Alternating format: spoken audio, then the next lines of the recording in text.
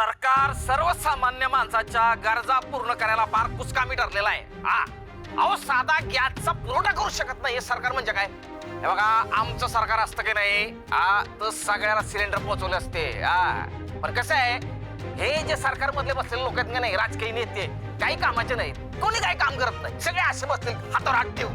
बघा, तुम्हा समध्या जनतेला मी विनंती करतो की पुढच्या टायमाला आमच्या पक्षाला वोटिंग करा, मत द्या. मी जनतेला शब्द देतो की आमचं सरकार वर्षाला 24 सिलेंडर मोफत देणार.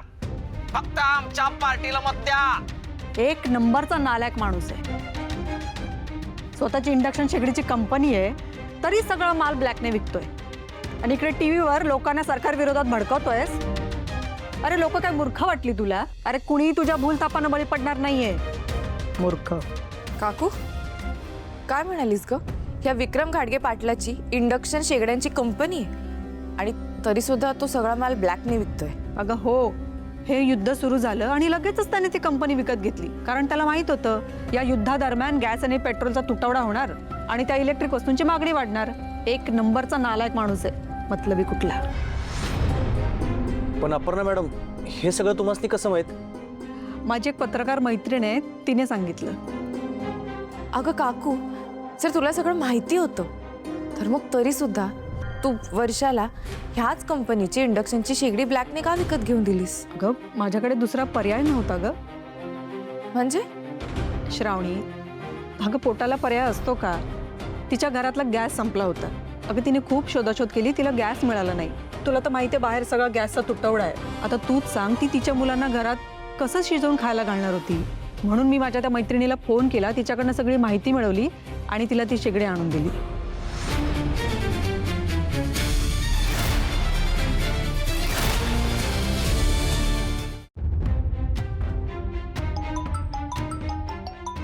युनियन लीडरचा फोन? मॅडम. हा बोल ज्ञानेश.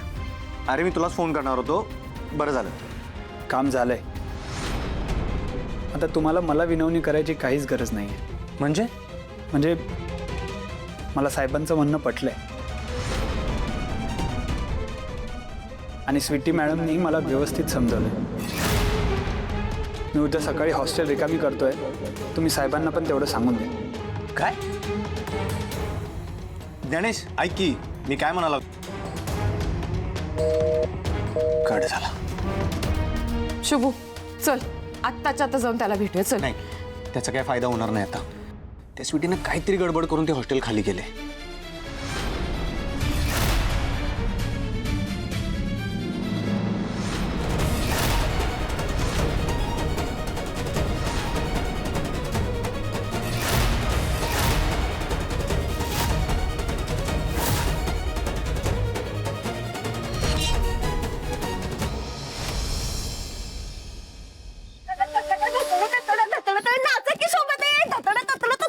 जिंकलोय मी. अहो काय थांबायला लागले सा? अख्ख्या कोल्हापुरात वर्ल्ड फेमस झालं पाहिजे आपली जीप. एवढी मोठी परीक्षा जिंकलोय मी. आता कसं वाटतंय? लय भारी वाटतंय स्वीटी. आपण पेटूया.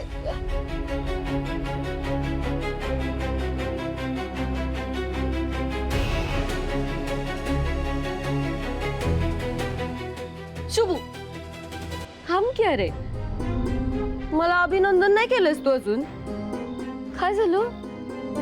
गप कायस रे? हा बरोबर आहे, मी जिंकलो नव म्हणून गप आहेस. खरं सांगू शुभू, ते काम का नाही लई किरकोळ होतं बघ, पण तुझ्या बिंडोक श्रावणी मॅडमला ते बी जमलं नाही. मी पण कुळ्यागत बोलायला लागलोय. कसं जमल तिला? तू नव्हतास ना तिच्या संगट. इतर वेळेस तू तिच्या संगट असतोस म्हणून जिंकते ती. स्वीटे, काय मुद्दाम करायलीस ग? मुद्दाम कुठं आत्या? मी जिंकलोय ना. हा, त्याचाच आनंद साजरा करायला लागलोय. अहो, शिक्षण मंत्र्याच्या पीएची असिस्टंटची नोकरी लागली मला. मग आणि मला सांगा आत्या, तुम्हासनी माझ्यासाठी काय आनंद बिनंद होतोय का नाही? अगं होतोय की. होतोय ना. बस आणखी काय पाहिजे मला? हा, फक्त माझ्या शुभूला काय झालंय ते कळना. काय झालं शुभू? वाईट वाटालंय तुझी श्रावणी मॅडम हरली म्हणून वाईट वाटालंय ना तुला? हा आत्या, आता तरी शुभूला कळलं पाहिजे का नाही की स्वीटी काय चीज आहे ते? हा खरं सांगू शुभू, मला का नाही तुझ्या श्रावणी मॅडमची लई काळजी वाटते रे. अरे खरंच सांगालोय मी. बऱ्या आहेत ना तुझ्या मॅडम? रडते आहेत? रडून रडून डोळे लाल झाले असतील, सुजले असतील डोळे. मला मला लई वाईट वाटायला लागलंय.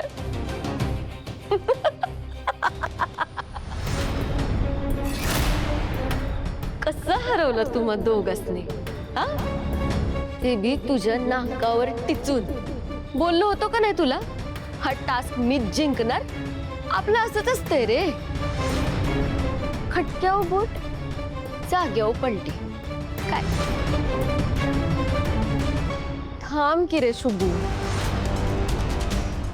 एकदा का आपलं लगीन झालं ना मग का समजे प्रॉब्लेम सॉल्व होतील बघ.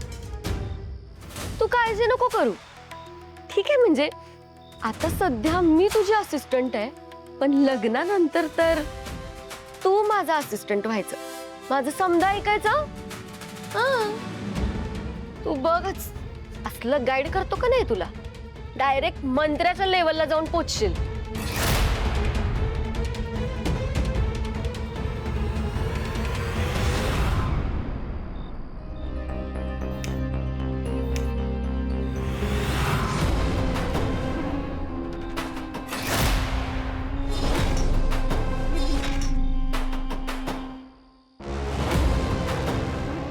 पटलावरची राणी होणं इतकं सोपं नाहीये श्रावणी. त्यासाठी समोरच्याचा डाव त्याच्यावरच उलटवावा लागतो, त्याचा माज उतरवावा लागतो, आणि हे फक्त आणि फक्त अलकनंदाच करू शकते. तुझा उदास चेहरा मला बघवत नाहीये ग, म्हणून तुझ्यासाठी एक गुड न्यूज आणली. आता ती गुड न्यूज ऐकून तुला आनंद होईल की नाही मला माहित नाही, पण सांगते. मला ऐकायचीच नाही. नाही नाही, ऐक तू. सगळी हॉस्टेल्स रिकामी झाली आहेत. थांब, मी तुला फोटो दाखवते. हे बघ, हे बघ. काही म्हणा, स्वीटीनी बाजी मारली. अरे पण मला वाटलं होतं की तू काहीतरी करशील, पण तू काहीच केलं नाहीस. स्वीटीने मात्र डोकं लढवलं आणि पटापट निर्णय घेतले. आता काय होणार सांग? आता स्वीटीच शुभूची असिस्टंट होणार, आणि मग पुढचं सगळं माझ्या मनासारखं होणार आहे. अगं पण मला एक कळत नाही, तू हा विचारच कसा केलास की तू जिंकशील? तुझी लायकी विसरली होतीस?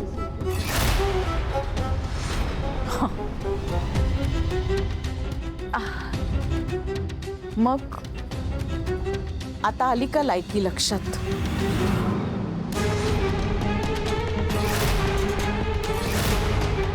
काय बघतेस? तुझ्या बापाची जागा? तुझ्या बापाची जागा माझ्या पायाशीच आहे आणि पायाशीच राहणार.